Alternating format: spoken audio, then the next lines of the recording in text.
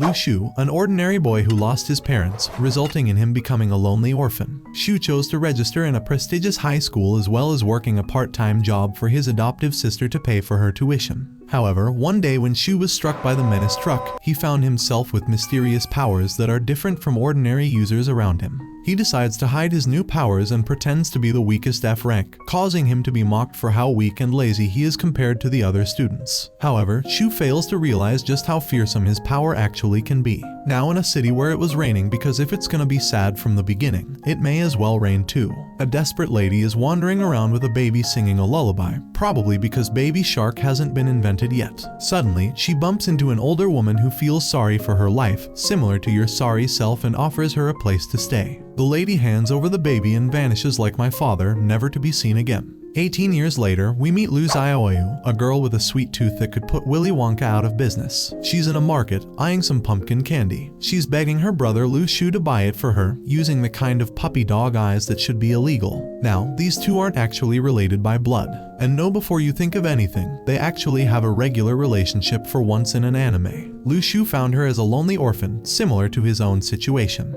Lu Shu's trying to be all responsible, talking about saving money for tuition and jackets. But let's face it, he's fighting a losing battle against those puppy dog eyes. At the candy stall, Shu argues with the seller about the price, but the seller replies that he planted the pumpkins himself. This could make you wonder if those pumpkins were watered with liquid gold. As they munch on the hard-won candy, Xiaoyu starts gossiping about some weird stuff happening in town. People shooting blue light from their hands, lifting crazy weights, etc. Suddenly, they stumble upon a crowd watching a fire show. Xiaoyu, being vertically challenged, climbs onto Shu's shoulders. Poor Shu's probably thinking, I should have bought her a periscope instead of candy. Shu's watching the fiery show, thinking if it is magic or superpowers. Meanwhile, Xiaoyu is plotting how to become the next fire-breathing superstar. After the show, Xiaoyu gets the brilliant idea to learn some tricks and make money. They sneak backstage like tiny ninjas, probably humming the Mission Impossible theme in their heads. However, their so-called entertainment was more like a shot in the neck, literally. They try to play it cool when caught, pretending they're just looking for the bathroom. It was like watching someone tell a teacher the dog ate their homework when they don't even own a dog. They managed to escape, but not before meeting a mysterious dude named Jai Y. But Shu couldn't care less about him and leaving Jai Y still standing there wondering what he did wrong. Back home, they meet Aunt Lin, who's brewing some funky Chinese medicine. Xiaoyu wants to try it because apparently she'll drink anything. Later, while Xiaoyu's glued to the TV, there's news about more weird stuff happening in town. Kids shooting blue light, old ladies teleporting, you know, just your average Tuesday, and he tells her not to worry about all that mess. Shu goes to make noodles but realizes they're out. Xiaoyu asks for instant noodles because apparently Lu Shu's cooking skills are on par with a toaster in a bathtub. After some brotherly sisterly banter that might have raised Shu's blood pressure, he agrees to go buy some. As Shu heads out to buy noodles, he has a flashback about being bullied at the orphanage. Xiaoyu stood up for him back then, calling the teacher's attention. It's a sweet moment, showing that beneath all the candy addiction and sass, Xiaoyu's got a heart of gold. Then, out of nowhere, he gets hit by Truck-Kun, of course. But something magical happens instead of teleporting him to another world. Shu, being the quick thinker he is, pretends to be a ghost to scare off the driver. Back home, he discovers he's got superpowers. He can make stuff appear out of thin air, like a magician who actually knows what he's doing. He even conjures up an apple from his celestial map. The best part, he gets stronger from other people's negative emotions. It's like he's feeding off the drama of a reality TV show. He just simply had to annoy people to get more points for himself. Xiaoyu's annoyance at his slow cooking. Points given, the truck driver's fear. Points given, while he's having his superhero moment, there's a fire at the shopping center. Apparently, this town can't go 5 minutes without something crazy happening. Shu decides to play rooftop detective and spots the guy who was looking for the people who did the fire, but surprisingly Shu remembers one of them as the same person who shot the last guy in the neck. Shu is playing rooftop detective, only to get caught by the guys who were running around the roofs. Quick on his feet, he grabs a basket of dried radishes and spins a tale about rescuing veggies from the snow. Surprisingly, the men buy this veggie vigilante story hook, line, and sinker. They even tell him to scurry home for safety, probably thinking he's just a weird kid with a radish obsession. Just when he thinks he's in the clear, a man literally falls from the roof into their yard. Surprisingly, it's the fire show guy. Shu and Xiaoyu stand there, jaws on the floor, wondering if the sky has started raining performers. They debate calling for help, but then remember they're too broke to afford an ambulance. Here's where things get funky. The supposedly unconscious guy gives Shu some points, which explains this guy had negative emotions. Turns out, he was just playing possum. Getting irritated at Shu, he attempts to set him ablaze, only to find out his fire doesn't work on him. Pretending it was a joke, he gets up and walks away like nothing happened. With, of course, Shu getting some points off him. Back inside, Shu goes full Hogwarts, making magical fruit appear out of thin air. He munches on it like it's a perfectly normal snack. Meanwhile, the news is droning on about the shopping center fire. He decides it's time to harvest some negative emotions. After all, who needs a 9 to 5 when you can feed off other people's misery of your doing? Especially if it's your younger sister. A few minutes later, Xiaoyu returned with a basket of 50 eggs which they could sell at the stall the next day. The following day, he takes the eggs to the stall and starts selling them. A few people were lined up at his stall to buy some. But just then, 2 of his classmates walked past him without even saying hello. Instead, they pretended not to see him. Lu Shu knew they were embarrassed by him. Another 3 of his classmates approached him and questioned why he would be doing such business at that early hour before school. They mock him if the money he makes is enough to pay his tuition. However, Shu suggests that one of them buy all the eggs so he will be able to close for the day. Of course, that gave his classmates negative emotions, making Lu Shu gain some more points. Lu Shu's classmate ended up buying all the eggs almost unwillingly. He announces to the rest of his buyers to come another day as this loser has bought all the eggs. The crowd of buyers simply sighed and murmured amongst themselves, sending some bad emotions, which in return gave him more points. His classmate brought out his card to be scanned and complained that he had no cash on him. But just then, a girl named Cow Kingsai approached him and lent him some cash to pay for the eggs. At school, everyone's buzzing about a new website ranking superpowers. It's like a cosmic LinkedIn, but for mutants. Lu Shu figures he's in the bottom tier, but hey, at least he made the list. It's not every day you get ranked on your ability to conjure fruit and absorb bad vibes. Suddenly, there's drama on the roof. A kid named Lai Kai's gone full Hulk on a teacher. Shu, channeling his inner Phoenix Wright, literally gaslighting him into thinking something dumb. Somehow, his impromptu legal lecture works. The kid calms down, more confused by the sudden gaslighting courtroom drama than actually intimidated.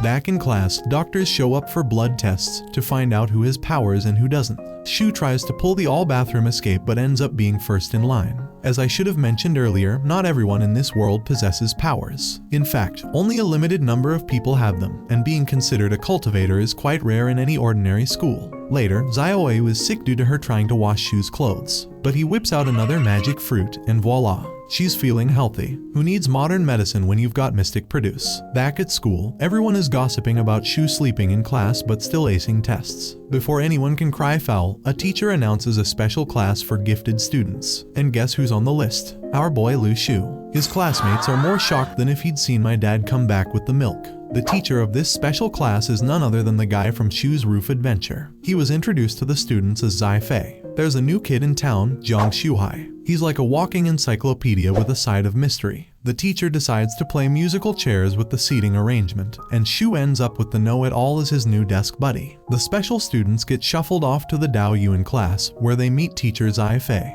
He kicks off the lesson with a pop quiz about sodium. Shu, our lovable goofball, replies that sodium is a pathway to heaven, which makes everybody in class laugh. Of course, he gets some points from their negative emotions too. Fei starts explaining how sodium is like a magic wand for testing human blood. Jiang, the new kid, chimes in with nuclear reactor facts. This guy made Shu wonder how he seemed to know everything. Fei drops some serious sci-fi knowledge about a global aura revival. Apparently, metals are now aura conductors, and you can make your own magic items. Then comes the big reveal, a color-changing alloy that grades your superpowers from A to F. It's like a mood ring. But for mutants, Shu scores the lowest results, causing people to mock his abilities. Back at home, he's playing Fruit Ninja with his powers, conjuring up snacks for himself and his sister. But his magic system goes haywire and starts spitting out stinky tofu instead.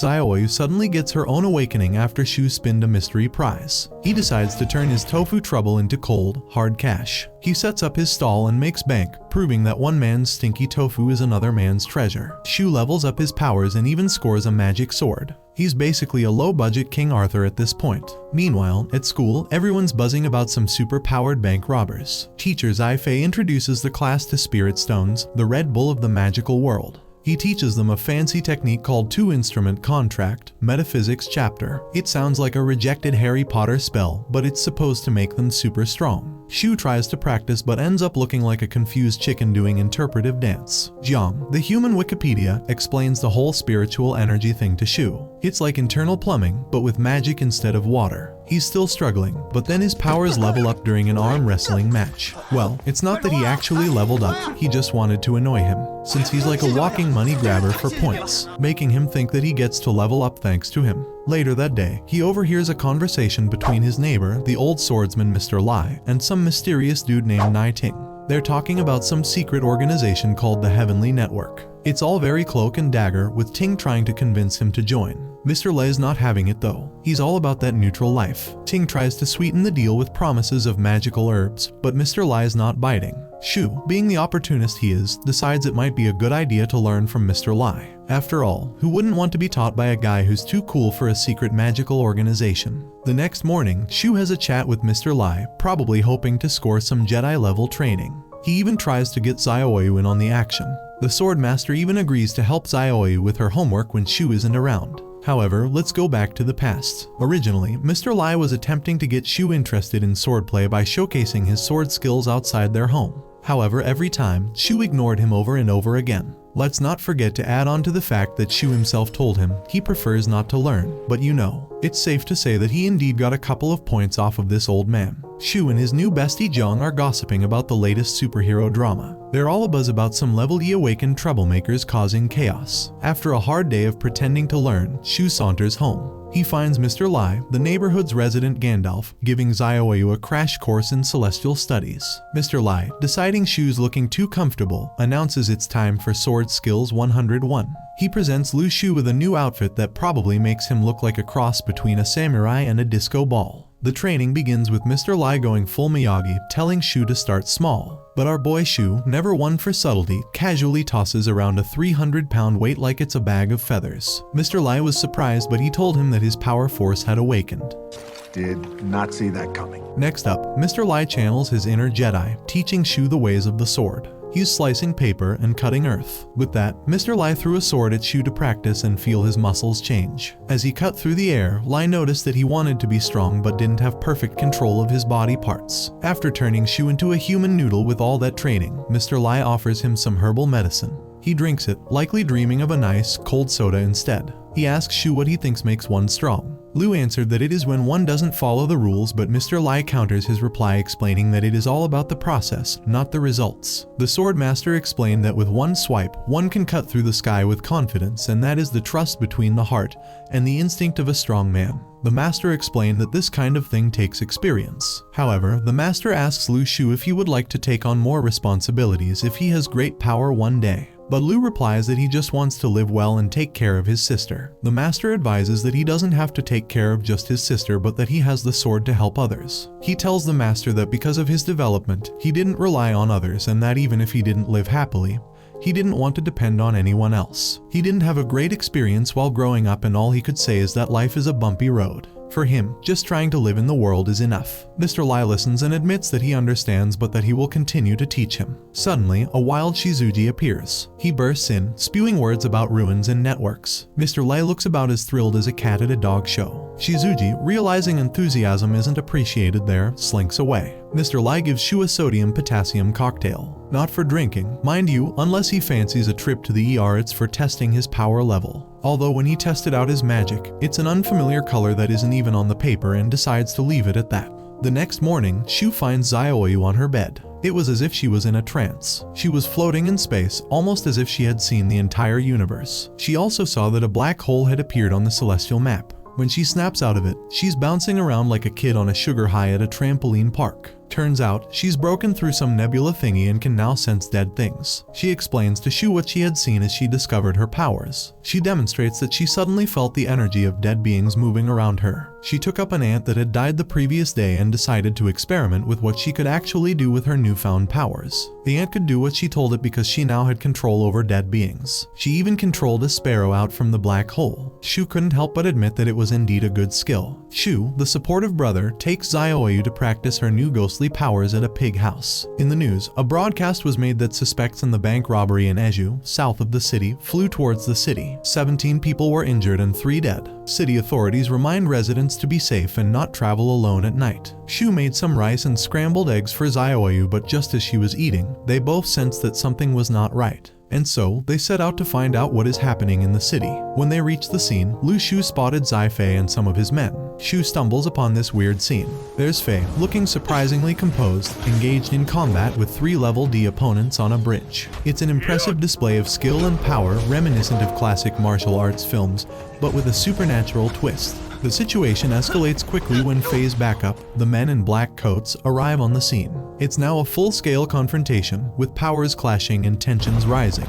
The local law enforcement shows up just as the battle reaches its peak, causing the villains to disperse rapidly into the night. Meanwhile, the randoms find themselves in a precarious situation, debating their next move. Their leader concocts an escape plan that seems risky at best. Despite the odds, they make a break for it, only to find themselves surrounded. What follows is a chaotic chase, complete with gunfire and swordplay, showcasing the heightened stakes of this superpowered world. Shu, caught observing this spectacle, suddenly finds himself drawn into the fray. To his own surprise, he manages to hold his own against some of the black-coated men, displaying skills he didn't know he possessed. It's a moment of unexpected prowess that hints at his hidden potential. Shu was caught staring at the chaos unfolding before him. Fei ordered his men to capture Shu. They chased after him, throwing weapons. Shu dodged everything with impressive skill. He jumped and weaved, avoiding each attack. Shu then summoned a knife and fought back. He used the sword fighting techniques his master taught him. These lessons proved useful as he battled multiple attackers at once. Shu overpowered 2 men, throwing one against a wall and knocking the others off the bridge. Meanwhile, the level D leader was fighting Fei's men. Despite having a sword through his stomach, he fought on. He punched several men, showing incredible strength even while injured. Suddenly, an explosion knocked many of Fei's men to the ground. They were unable to get up. This left Shu facing the level D leader alone. Shu reached out to his innermost strength and punched at the man's fist, nearly breaking his entire hand muscles. After this impromptu street battle, Shu hurries home, where Xiaoyu awaits, concern evident on her face. In an attempt to lighten the mood and distract from the evening's events, he suggests a late-night snack run. It's a small gesture that speaks volumes about their relationship and his desire to maintain some semblance of normalcy. Their attempt at a stealthy exit is foiled by Mr. Lai, who catches them in the act. Quick-thinking Xiaoyu fabricates a story about late-night hunger pangs, which Mr. Lai accepts with a knowing look and a gentle warning to stay out of trouble. The duo's adventure continues on the rooftop, where they engage in a bit of supernatural reconnaissance. Xiaoyu puts her newly acquired ghost-sensing abilities to use, acting as a paranormal lookout. Lu Shu, feeling protective, insists on investigating any potential threats himself. Finally reaching their destination, a street food paradise, Xiaoyu indulges her appetite with gusto. Shu watches, a mix of amusement and concern on his face as he considers their financial situation. He gently teases her about overeating, a brotherly gesture that feels comfortingly normal amidst their extraordinary circumstances. The meal takes an emotional turn as Shu expresses guilt over their living situation, wondering if Xiaoyu might have been better off at the orphanage. Her heartfelt response affirms her attachment to Shu as her only family. His subsequent promise of a better future, complete with a house of their own, shows his determination to provide for his makeshift family. Meanwhile, news about the incident had reached other members of the Black Coat. They talked about the level C guy who had attacked them and even continued fighting despite putting a sword through his body. A camera had also captured Shu when he was fighting with the men. They observed that he seemed pretty cautious. If they hadn't accidentally broken through the wall, they probably wouldn't have seen him and would probably not have fought. The Black Coats were trying to figure out who this level C practitioner was. Back at Shu's stall where he sold his stinky tofu, his customers advised him to do more portions so it could go around. He reasons that if this keeps up, he can buy a house by selling stinky tofu. However, selling stinky tofu every day was slowly draining down his lottery points. He had to keep building negative points from people to gain more. Xiaoyu finally succeeded in bringing out the life force of the deceased man he captured some days ago. The man was a level D awakened force, and it was only a marvel that she could control him after a day. Shu reminds her once again not to show off her skills to anyone. Xiaoyu revealed that she had also learned where the guy hid some money from a fragment of the guy's memory. She could still see through his memories, though it was a bit blurry. The clearest memory was the one before his death. The money was on the mountain top in the southern suburbs. She tells him that that it was tens of thousands and that they should go find it. She's all excited, dreaming of shopping sprees and fancy dinners. But Shu says they should give it to the cops. Xiaoyu argues they could buy a house, but he's not having it. He's determined to win the Most Responsible Teenager in a World Gone Mad award. At school, everyone's buzzing about the weird stuff happening around town. Some science nerds notice power surges where superpowered people kick the bucket. They're calling it Revival of the Spirit, which sounds like a new flavor of energy drink. However, Jiang explained that scientific research seems to be linked to changes in the form of antimatter, and it is not only after the death of the awakened that this power remains. In many places, plants and animals also change. Such places are called the Blessed Land by the people. Jiang whispered to Lu that he heard the other night that the spirit stones of the Dao Yuan class had arrived, and a heavenly leader came to personally distribute them. At the assembly, it was announced that the inauguration ceremony of the new director was about to commence. Students were instructed to gather at the sports field. The new director finally arrived looking all so rusty and sounding reckless about some money they had dug up not long ago. After the speech, it was time for the Dao Yuan class. The special students gathered and the new director introduced himself as Lai Xiao. He addresses them saying that in the future, they will all be members of the Heavenly Network and they'll be given tasks. He informs them that he is now their immediate superior. His heavenly code name was Level B. He advises them not to waste the practice and the spirit stones that the network gives to them. He announces that on the night of the operation, a suspicious person was found, who is believed to be a level C, and the D-level man was no opposer for him. He explained that the man could wield a sword and was protected by an energy shield. He tells the special students that if they see one, they shouldn't hesitate to notify him or Zai Fei. Lai Xiao announces that from that day onwards, every month, they will receive the resources they need for cultivation spirit stones. Zai Fei then informs the student that the stones will be given out based on qualifications. Level C, 1 stone, level B 2, level A 10 stones. After lessons that day, Shu calls out to Jiang telling him that he wants to tell him something. I got lots of stuff to tell you about. He asks Jiang if someone is selling stones in the black market. Jiang replies that the stones are controlled by the network and that they are all numbered and forbidden to trade. However, Jiang spilled the fact that there is a black market price, 100,000 per item. Lu Shu was surprised to hear this and asked if he'd like to buy some of his own. Jiang refused and said it was not his decision but that he'd call someone and ask. After Jiang made the call, they found a buyer and Shu offered his 2 stones for 240,000. Jiang collects the stones and promises to get his money for him. The swordmaster was having a lesson with Xiaoyu when Lai Xiao walked in.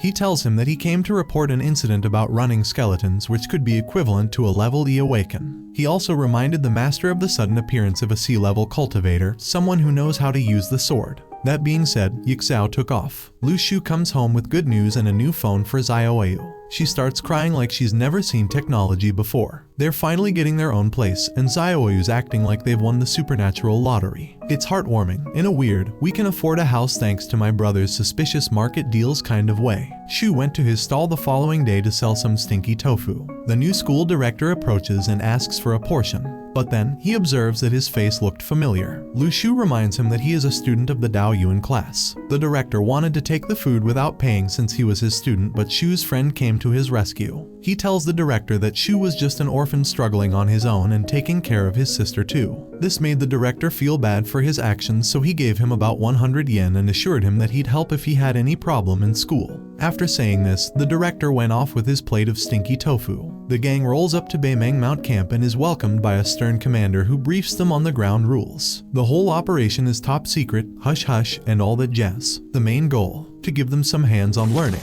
But there's a catch. Anyone who spills the beans about their plans will face the dreaded court-martial. With the rules laid down, they're ushered to chow down before picking their sleeping spots in the available tents. Enter Lu Shu, the Chaos King. He strides up to a fellow camper and, out of nowhere, smacks him so hard that the poor guy goes airborne, landing with a dramatic thud. Apparently, Shu wasn't cool with this guy lounging on a chair while everyone else was squatting. The question was simple, who does this guy think he is? To make it simple, it was actually the first time everyone agreed with Shu's decision to smack the breezy out of him. Zai Fei, hearing the commotion, arrives to find the scene in disarray but doesn't seem too fazed. He simply orders that the day's victim be taken to his tent. Jiang Shui, always the observant one, is impressed by Lu Shu's mighty punch and lets him know. Shu, in his usual blunt manner, explains that he has zero patience and won't hesitate to smack anyone who gets on his nerves. Noticing Shui isn't eating his food, he asks if he can have it. Shui, probably still in awe of the punch, hands over his plate. Lu Shu and Shui strike up a conversation. Curious, he asks why Shui has come all this way. Shui explains that the spiritual energies are stronger in the ruins, making it the perfect place to practice. Back at their tent, Lu Shu decides it's the perfect time to be a nuisance to Liu Lai, the class leader, who is trying to practice. Despite Liu's best efforts, he can't keep his focus with Shu's constant distractions. The next day, as the group sits down for breakfast, Lu Shu and Shui are together again.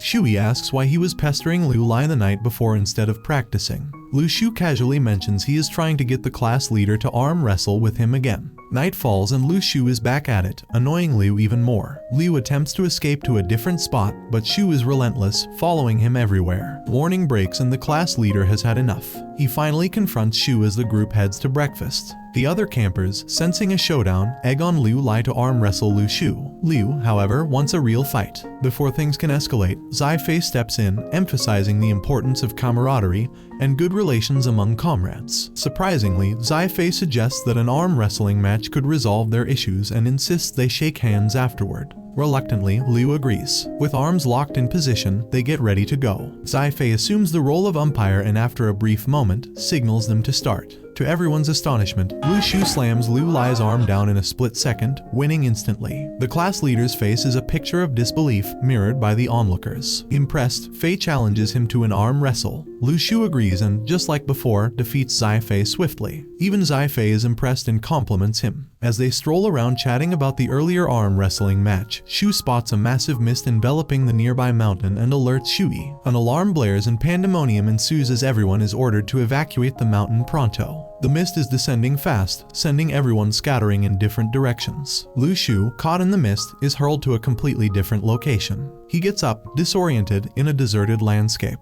Suddenly, a zombie-like creature lunges at him. With a few swift moves, he takes it down. But more creatures start emerging from the ground. Realizing he's outnumbered, he bolts, only to find some team members being chased by even more menacing creatures. In true Lu Shu fashion, he takes down the creatures one by one, showcasing his combat prowess. Once the coast is clear, he inquires about the group's plan. They think it's best to stay put and wait for the ruins to vanish. They ask Lu Shu to stick with them, but he declines, offering survival tips for when the zombies resurface. Dropping the weapon he snagged from a defeated zombie, he heads off into the unknown. Shu is having one of those days where everything seems to be going downhill, quite literally, with zombies lurking at every corner. He dispatches a few more zombies with his usual flair, but as the sun dips below the horizon, he realizes that nighttime brings out even more of these undead party crashers. Seeking a place high above the chaos with a good view of the impending doom, he spots an ideal location in the distance and bolts towards it, legs working like the wind. Mid-sprint, he notices a skyrocket blazing through the air from a nearby valley. Not one to miss an opportunity for dramatic flair, Lu Shu leaps into action, smashing the skyrocket to the ground in a spectacular display. Amid the debris, he finds the mysterious shooter, a fellow he doesn't recognize. They face off in a silent standoff, neither willing to break the ice. Finally, the shooter introduces himself as Chang Huanyu and inquires if he is also a Dao Yuan student. Shu, ever the quick thinker, responds with the pseudonym Liu Lai and confirms the skyrocket indeed came from his school. Huanyu, the overachieving class leader, declares his need to reunite with his classmates. Shu, not one to miss out on a potentially fun group activity, volunteers to join him, mentioning that he too holds the esteemed title of class leader. With a reluctant nod, Huanyu agrees, and the duo set off on their adventure, dodging more creepy critters along the way. Well, the real reason he decided to tag along with him is because of course he's free points. Just when it seems like they're about to find a moment's peace, things take a dramatic turn.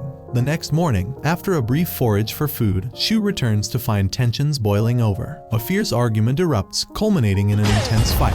Despite Huanyu's skills, Shu's superior abilities prevail, and with one swift, decisive move, he eliminates Huanyu. As he picks up his fallen free points weapon and continues on his journey, a twinge of regret flickers in his mind, but he quickly dismisses it. Survival is the name of the game. Strolling through the woods, Lu Shu's luck takes a small turn for the better when he stumbles upon a fruit-laden tree. Finally, a break from the endless stinky tofu diet. As he climbs to gather the fruits, a gang of rebellious squirrels decides to make his life difficult, pelting him with little rocks. Hastily grabbing as many fruits as he can, he scrambles down the tree and makes a hasty retreat. Shu reaches a stream, taking a moment to catch his breath and contemplate the vastness of the ruin he's in. He deduces that the epicenter of this madness must lie somewhere in the middle and starts heading back. However, his introspection is cut short when a pack of wolves decides to crash his peaceful moment. After a quick tussle that leaves one wolf dead, he dashes away, narrowly avoiding another round of squirrel projectiles as he retraces his steps. Eventually, he stumbles upon the camp of the group he had encountered earlier. Their jaws dropped in collective astonishment. They had written him off as zombie chow. The group, desperate and starving, reveals they've been without food or water for 3 days. A girl pleads with him to stay and protect them, clearly impressed by his survival skills. Shu, feeling a mix of pride and annoyance, agrees to stay for just one night, much to their collective dismay. Shu is on a quest, wandering through ancient ruins in search of something mysterious and powerful. He stumbles upon another one of those creepy creatures, but this time, it's got a flair for drama, riding a zombie horse and wielding a spear like some undead knight. As he wrestles with it to nab the spear, he notices a flicker of emotion in the creature's eyes. Who knew zombies could feel? Soon, more of these undead cavalry show up, and they are not here for a chat. With bows and arrows at the ready, they unleash a flurry of attacks. Shu, channeling his inner action hero, dodges and weaves through the chaos, eventually sprinting up a nearby hill. As the zombie squad retreats, he stands triumphant, clutching his new prize, a shiny spear. It's a win-win situation. Meanwhile, elsewhere in the ruins, another team of adventurers is having a less thrilling day until they spot the retreating zombies. Time for a strategy session.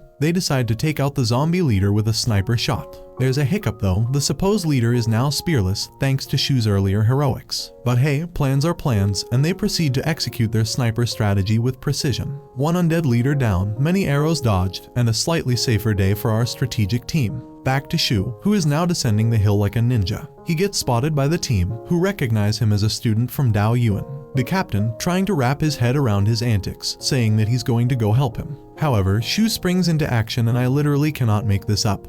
He jumps down and RKO the zombie and dips away, just to annoy it. The team watches, thinking what is wrong with this guy and who he really is. One of them pipes up, revealing that Shu once arm wrestled Liu Lai and got awakened, leaving the captain and the rest utterly flabbergasted. Once again, for the people who may have forgotten, the arm wrestle never awakened him, it was just to annoy him. Onwards, Shu goes, slashing and hacking through another group of zombie cavalry. It's like a zombie head chopping spree, and he is the star. He admires his handiwork with a self-satisfied grin. Zombies, 0, Shu, a whole lot of spears. Meanwhile, the other team decides they need Shu on their side. They reason that if their explosive spells can't deal with zombies, maybe Shu can. As they scour the area, they find more evidence of this brave student's destructive path, a trail of zombie parts leading towards the core of the ruins. A scout reports back, mentioning 9 horsemen guarding the entrance but now giving chase to someone. Who else but Shu? The team quickly devises a plan to ambush the zombies and push towards the core of the ruins. As they get into position, Shu, now armed with a small arsenal of spears, takes a breather on a mountain ledge, practicing his moves and probably thinking about how cool he looks. The team moves into action, spotting the zombie cavalry in the valley below. Just as they're about to make their move, Shu leaps out of nowhere, launching a devastating attack on the unsuspecting zombies. The team scrambles to join the fight, but by the time they reach the bottom of the hill, Shu has single-handedly decimated the zombie cavalry. They stand there, jaws dropped, wondering if Shu's abilities are something more than just a regular awakening. This guy is on another level. Shu is on a mission to gather as many weapons as he can get his hands on. When asked why he's doing this, he has a moment of contemplation. Then, with a twinkle in his eye, he announces that he's selling these weapons to his fellow students. After all, these weapons are essential for fighting off the zombie cavalry that's been creeping around. Well, I guess money is money. Some of the students, after a bit of convincing, come forward and trade their valuables for the weapons since most of them don't have any cash on hand. Shu leads this motley crew through a cold, eerie valley towards the core of some ancient ruins. As darkness falls, they decide to camp for the night. They huddle in groups, each making a small fire to stay warm. It's clear that everyone is exhausted and hungry. Sensing this, Shu produces some fruits he collected from a tree back in the woods. Yes, from that angry squirrel that had beef with him. He informs everyone that these fruits will give them an energy boost, and he distributes them as widely as possible. True to his word, those who eat the fruit feel more energized and less hungry. Of course, there are a few grumbling students who didn't get any fruit. One particularly entrepreneurial student even offers to buy some fruit from Shu, who happily accepts the chance to make a quick buck. A gentle breeze begins to blow, but this is no ordinary wind. Spirit-like creatures emerge from caves in the mountains, causing a stir among the students. Weapons are drawn in panic, but the creatures, after giving Shu a thorough once-over, decide they've got better things to do and vanish into the night. Apparently, even ghostly spirits can sense when they're outmatched. The next morning, the group arrives at a new spot featuring a massive hole in the center. Shu wonders if they've finally reached the heart of the ruins. Ever the salesman, he once again lays out his collection of weapons, attracting a crowd of students eager to buy. But just as business is booming, a student pushes through the crowd to inform Shu that the Heavenly Network is calling for him. He heads over there, looking like he just went to rag to riches, and meets the others standing by the giant hole. Here, he meets Zai-Fei and is introduced to Zhang Yudeng, who is in charge of controlling the ruin on behalf of the Heavenly Network. Also present is Cao Kingsai, and Zhang notes that both Shu and Kingsai have distinguished themselves among the students. He hopes they will follow his orders. Just before heading towards the crater, Zhang turns to Shu and asks him to stop selling any more spears. He reluctantly agrees, though it's clear he's thinking about all the potential sales slipping through his fingers. Zhang Yudeng approaches the hole and uses a bit of flying sword magic to measure its depth. He reports that there's another big hole inside, and adds that these ruins are extraordinary, containing more power than anywhere else. Lai Tianlao appears on the scene with some grim news. 2 sea-level colleagues are dead, and nearly all the sea-level practitioners have been eliminated by the enemy. Despite their losses, they've managed to take down the enemy with great difficulty. Just as things seem to settle, Shui finds Shu and rushes over, thrilled to see his friend is safe. Shui shares his own heroic tale of taking down 4 horsemen by himself. Shu, ever the generous friend, hands him a spear and mentions how profitable his little weapon-selling venture has been. Lai Tianlao then addresses the crowd, emphasizing the need for a break and suggesting that they follow him into the hole to achieve success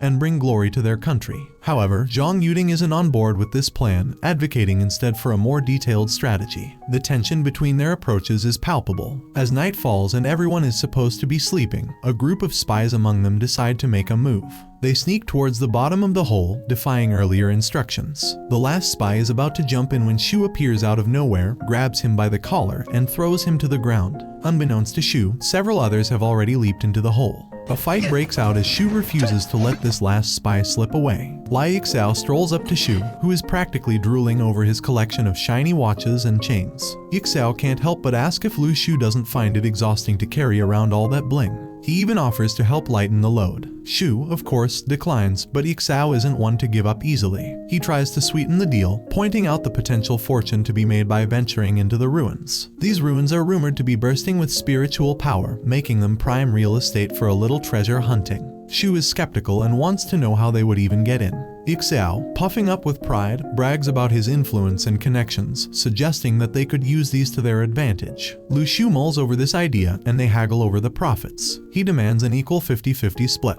Yixao initially balks, but after a dramatic exit and re-entry, he agrees. When they finally arrive at the ruins, Shu is mentally prepared for pitch darkness. Instead, he spots a faint light somewhere below, though it's not quite visible from their vantage point. Suddenly, the place is lit up by a blinding flash, accompanied by a deafening roar that makes them cover their ears. Once the noise dies down, they press on. Before long, they find themselves stuck in a spot and ambushed by ghost-like creatures. Shu quickly realizes that these specters are attacking everyone but him. He can't help but wonder if he's somehow invincible. Amidst the chaos, a fiery figure appears, leading them to speculate that this might be the true power of a B-level Heavenly Network member. Then, more demons burst in, some riding horses. The demon leader demands to know why they've invaded his domain. Yixao, ever the bold one, demands to see what's inside if they wish to negotiate peace. He quietly plans to snatch the spear in the demon leader's hand, suspecting it to be the formation eye he's after. Shu whispers a caution to be careful, but Yixao, brimming with confidence, charges at the demon leader and slays his horse. Chaos ensues as everyone rushes at each other with their weapons. Despite the odds, Shu and Yixao seem to be on the winning side. In the middle of the mayhem, Shu plots to slip away and find something useful. So yes, he literally left his classmates to save themselves. While sneaking around, he senses a spy creeping up on him. He bends over backward, quite literally, and uses his abilities to take down the sneaky creature. Meanwhile, Yixao is locked in an intense battle with the demon leader. The demon hurls rocks at Yixao, but he skillfully dodges and counters with a barrage of punches. The fight rages on, and at one point, the demon leader tries to swipe at Yixao with his weapon. Yixao grabs it, refusing to let go despite the demon's furious attempts to shake him off. The demon leader, clearly frustrated, yells at Yixao to release the weapon. Yixao, ever the tenacious fighter, clings on tighter, reasoning that anything the demon is so desperate to hold on to must be important. The demon calls him an annoying fly and tries to fling him off. Yixao, however, has no intention of letting go, convinced that the spear could be the key to making the ruins disappear. The demon, desperate to get Yixao off his weapon, swings it around wildly, hoping to dislodge him. but Xiao's persistence pays off as he holds on for dear life. Meanwhile, Shu is still on his mission to find something valuable. He approaches a door and, with a hint of resignation, thinks that the only thing likely behind it is another demon, probably guarding whatever treasure he's after. Shu strolls through the grand entrance, eyes immediately catching sight of a magnificent spear. It's long, sleek, and definitely looks more advanced than his humble stick. As he gets closer, admiring every inch of it, a demon pops up from behind like a surprise guest at a party nobody invited. The demon lunges and he blocks just in time, stumbling back but managing to stay on his feet. With that one demon attack, it's like someone hit the snooze button on an army of demons. They all wake up, stretching and yawning, then zero in on Shu. A few start to shuffle towards him. Shu's corpse dog, loyal as ever, whips out a blade that makes the demons reconsider their life choices. They take a step back, clearly not in the mood for a close encounter with sharp objects. Shu reaches for the blade, shaking his head with a smirk. If only he had known his corpse dog was this handy earlier. He strides over to a demon, points at its spear, and makes a grand gesture that says, "Gimme that." Not one for formalities, he just snatches it from another demon nearby, adding to his growing collection. Meanwhile, Xiao and the rest of the fighters are still in the thick of the battle, dealing with their own batch of nasty creatures. Amidst the chaos, he spots the leader's spear and, with a slick move, sends it flying from the leader's grip. But just as he tries to grab it, the ghost general zooms in and snatches it back. They both grapple for control, but the general isn't playing fair. With a wave of his hand, he summons a dragon that chomps down on Xiao's arm, forcing him to let go of the spear. On the other side of the room, Jiang Shui and Cao Qingsai are making quick work of the creatures, cutting them down like a couple of seasoned chefs in a kitchen. Xiao, in pain and frustration, lets out a scream that shatters the summoned dragon into pieces. He seizes the opportunity, lunges for the spear, and yanks it away from the demon. With a dramatic backflip, he lands on his feet, spear in hand, looking every bit the hero. Back in the castle, Shu picks up the mountain and river seal. He has no clue what it does, but it looks important. A guard demon rushes at him, probably thinking it's his lucky day, but Shu's quicker. The seal starts to suck everything in the ruins like a giant cosmic vacuum cleaner, demons, debris, you name it. Soon, it's just Lu Shu and his tiny pet, and poof, they disappear too. The next day, Shu is a no-show at school. His classmates are frantic, searching high and low. Just when they're about to give up, Shu saunters in, casual as ever, carrying an armful of spears. He dumps them on the class leader's desk with a thud so heavy the table collapses. Ever the joker, Shu cracks a few jokes, and soon, the room is filled with laughter. On his way home through the woods, he spots Xiaoyu perched on a tree. She's clearly been waiting, her eyes shining with unshed tears. She leaps down, wraps him in a tight hug, and they head home together, skipping with excitement.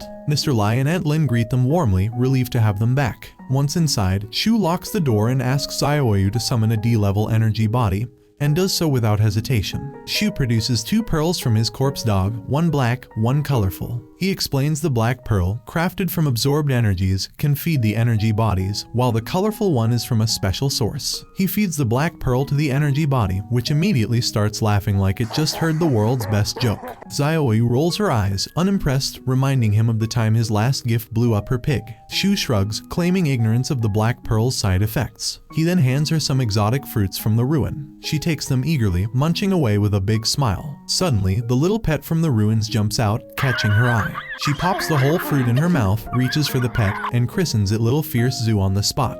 Later, Shu finally figures out the mountain and river seal's function, understanding its true value. Xiaoyu walks in to find him temporarily knocked out and shakes him awake. He reassures her he's fine, just took a quick trip to another dimension. He vows never to leave her again, planning to use the rest of his newfound wealth to improve their lives. Meanwhile, Shizujin and Nai Ting are scheming, plotting to take down the school's 2 top students, Shu and Xiaoyu, during their next adventure in the ruins. That concludes the anime recap. As always, if you enjoyed, let me know down below. And if you'll like me to continue this series, let me know as well. I'm out.